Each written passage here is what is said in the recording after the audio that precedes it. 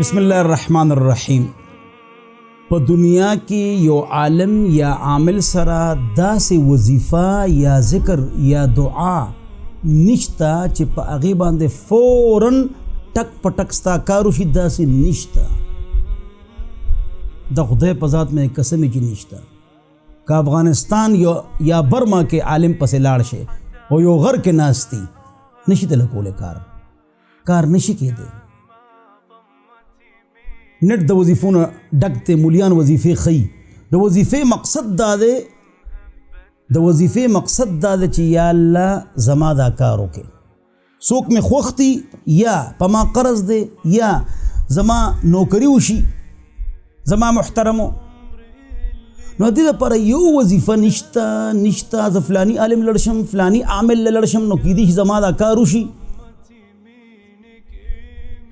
دعا، وظیفه، عالم، عامل، استخاره مقصد دا دی چې دا موږ د الله دربار کې خپل کار کې خودو چې الله زما دا کار وکړي.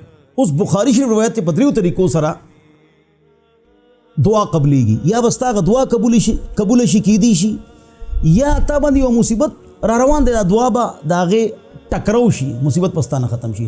یا به دعا خو ته وکړه، ذکر وکړه، وظیفه ته وکړه، د هغې برکت به تعالی په آخرت کې ذخیره ملو شي، ثواب ملو شي. داسې وظیفه نشته چې ستا ټک پټک کار پې وشي. داسې کسان ناست دي ښکلې ګیرې ښکلې پټکي دي، څوک زعفران غواړي، څوک بې پردګي کوي، څوک پیسې غواړي، څوک تعویذونه خرڅوي. هغې ستا کار نشي کولی.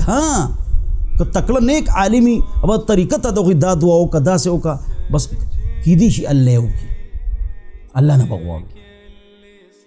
او د غیب خبر چې دی هغه الله سره دی. یو عالم یا عامل سره، مولا سره د غیب خبر نشته. ما ته عجیب د نوټونو علم نشته چې په هغې کم نمبر دی.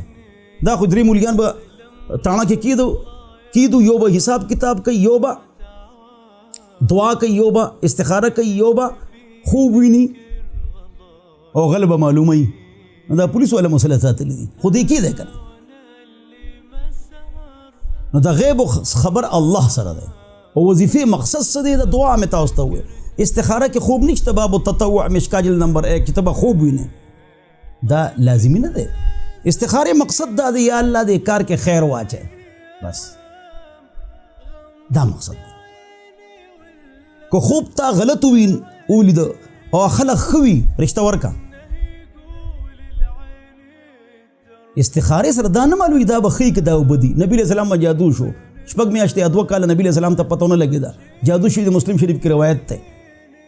فرښتې خوب کې راغلې وي تا باندې فلاني لبید بن عاصم لوریانو جادو کړی دی، یهودیان دي، فلاني کوی کې د ګټ لاندې ګمنس پرته ده منګوز، او په هغې کې ول ستا د ویښتو غوټې ورکړي دي. نو نبي ته پته نه لګېده 6 میاشتې 2 کاله نه مولا ته څنګه پته ولګېدي؟ سره د پټکو ګیرو دروغ وایي په تا ډېر سخت جادو شوی دی. نو لرې که ختمې که چې تا ته پته ولګېده. د سبا علم الله سره دی، جن تم پته نشته. نو دعا به کوو. یو دعا هغه وظیفه چې کوم حدیث کې موجود ده، لا اله الا الله الحلیم الکریم، په وټساپ یې معنی وغواړئ. په هغې به صرف دا مقصدي حدیث کې هغه دعا شته، په هغې خپل حاجت او مقصد وغواړئ، په وټساپ یې رانه وغواړئ. خو د دې مقصد دا دی چې خدای پاکه دا کار زما وکړي. باقي د الله خوښه ده.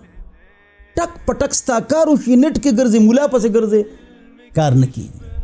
ضرور به دې کار وشي جی، نه کېږي څو پورې چې الله نه یې غوښتی.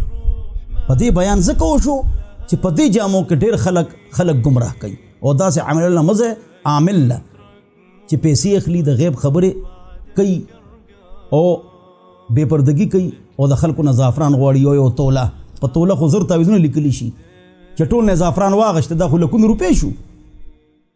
الله دې موږ له سمجھ راکړي او د دین عقل دې الله موږ ته نصیب وګرځوي. واخر دعوانا الحمد لله رب العالمین وصلی الله علی النبی.